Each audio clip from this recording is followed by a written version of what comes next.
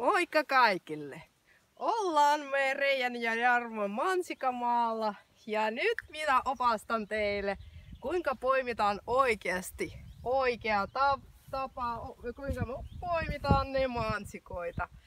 Elikkä minä olen periaatteessa personal traineri teille ja voitte kysyä minulta aina apua. Kontakti löytyy Reijan ja Jarmon kotisivulta. Okei, elikkä nämä on käytävä. Sitten oikealla ja vasemmalla on mansikat. Otetaan iso kuva mansikoista, joo. Elikkä poimitaan niin, että mennään oikealla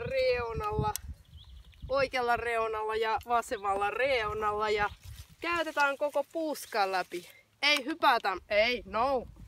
hypätä noin, vaan mennään koko aika samaa käyttävä.